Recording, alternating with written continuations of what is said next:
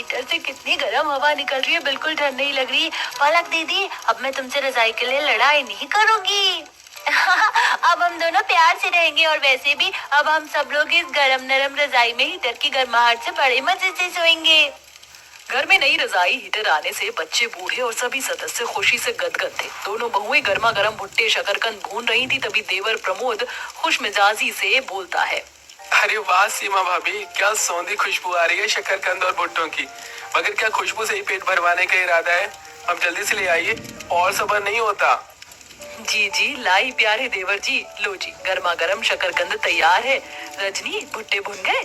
हाँ जी भुन गए, चलिए। जहाँ सब लोग नई चमचमाती मखमली रजाई में बैठे हुए हैं, ये लीजिए गर्मा गर्म भुट्टे खाइए। अरे वाह, आज तो महफिल ही जम गई। ऐसी कड़कड़ाती ठंड के मौसम में करारे करारे भुट्टे खाने का मजा ही अलग है।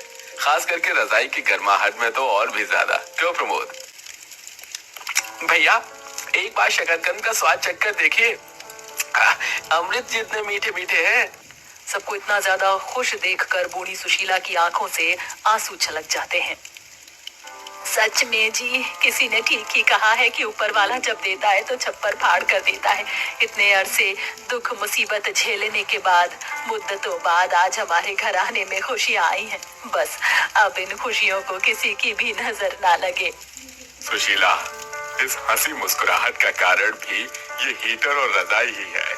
आखिर सुशीला और दयानंद की आंखों में आंसू क्यों थे, और किस कदर इतने ज्यादा गरीब तबके के परिवार में इतनी महंगी मखमली रजाई और हीटर आया है, तो चलिए देखते हैं। हे राम जी, रातों रात एकदम से ठंड कितनी ज्यादा बढ़ गई है। रजाई के अंदर भी आड़ नहीं लिया जा रहा। रजाई भी तो चादर जितनी पतली हो गई है भाग्यवान। अरे 10 सालों से एक ही रजाई ओढ़ते आ रहे हैं। अरे सीमा, चाय बन गई हो तो दे दो, ताकि हम दोनों भाई काम पर निकले। जी बस खौल रही है चाय। आज तो तगड़ी ठंड है, दीवारों से साए साए हवा घुस रही है। इतनी ठंड में बिना हीटर के गुजारा नहीं है, ऊपर से रजाई भी इतनी फटी पुरानी है। ओढ़ना ना ओढ़ना एक बराबर है। बहू सबको चाय परोसती है। ये क्या रजनी बहू, दूध नहीं था क्या जो लाल चाय बनाई है? नहीं माँ जी, दूध नहीं है और आटा भी मुट्ठी भर है। प्रमोद जी, थोड़े पैसे हो तो दे दीजिए, आटा दाल मंगा लेंगे तो दाल रोटी बन जाएगी। अभी तो 1 रुपया भी नहीं पड़ा है। आज की दिहाड़ी लगेगी तो राशन ले आएंगे। लाला जी से जाकर उधारी राशन ले आना। दयानंद शाह के परिवार की आर्थिक दशा बहुत ही तंगी में गुजर रही थी। इतने बड़े परिवार के भरण पोषण की जिम्मेदारी दोनों भाइयों प्रमोद राकेश पर थी। दोनों पढ़े लिखे नहीं थे, मजबूरी में इतने कड़ाके की ठंड के महीने में गीली रेत उठाने का काम करते थे। राकेश भैया, कितना कोहरा छाया हुआ है। ऐसे ठंड के मौसम में रोड पर भटकने से अच्छा रजाई में घर के अंदर महफूज रहना है। चलो आज घर चलते हैं। प्रमोद, अगर हम दोनों भाई रजाई में घर बैठ जाएंगे तो रोजी रोटी कैसे चलेगी? कैसे भी करके अब की बार घर के लिए एक रजाई और हीटर भी खरीदना है। थरथराते हुए दोनों मलबे पर आकर काम करते हैं। दूसरी तरफ गली में रजाई बेचने वाला आता है। रजाई ले लो, रजाई रजाई ले लो, बढ़िया क्वालिटी की मखमली रजाई ले लो, रजाई ले लो। तभी पड़ोसन कनिका रजाई वाले को रोकती है। अरे ओ रजाई वाले भैया, रुको जरा, सबसे महंगी और बढ़िया कंपनी की मुलायम सी रजाई दिखाना। बिल्कुल बिल्कुल बहन जी, ये लो एकदम फर्स्ट क्लास बढ़िया क्वालिटी की रजाई है, कपास की रुई की भरी हुई है। रजाइयाँ तो बढ़िया है, ये डबल बेड वाली रजाई दे दो 4।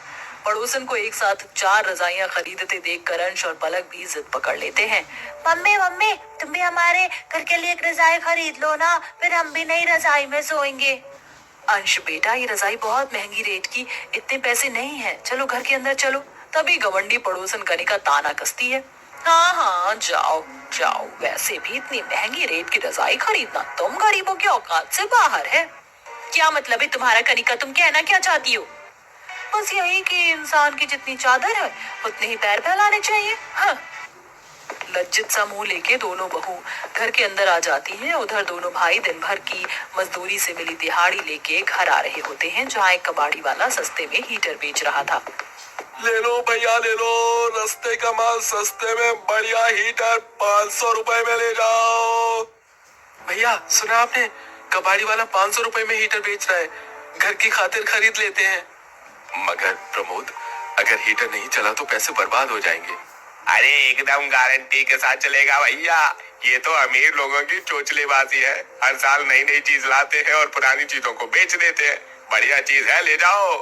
दोनों भाई उस ठगी कबाड़ी वाले के झांसे में आकर हीटर खरीद कर घर ले आते हैं, जहां भयंकर ठंड में ससुराल वाले भूखे बैठे थे। मम्मी, चाची, चाचा और पापा आ गए, अब जल्दी से खाना बना, तो भूख लगी है। हाँ अभी बनाती हूँ। अजी राशन कहाँ है? माँ जी, ननद जी, बाऊ जी, बच्चे सब लोग भूखे बैठे हैं। वो भाभी, आज हमने जो दिहाड़ी कमाई थी उससे हम घर में हीटर ले आए हैं। मगर प्रमोद भैया, देखने से तो हीटर पुराना लगता है। बस देखने से पुराना है, मैं अभी चलाता हूँ, पूरे घर में गर्माहट भर जाएगी। प्रमोद हीटर चलाने की कोशिश करता है मगर वो नहीं चलता। ठंड और भूख से जूझती हुई सुशीला खिसियाकर बोलती है, किसने कहा था तुम दोनों भाइयों को ये पुराना हीटर खरीदने को? सारा दिन ठंड में टिटुर कर काम किया और फंसाया है पैसे। सो अब इसी तरह भूखे मुंह क्या देख रहे हो?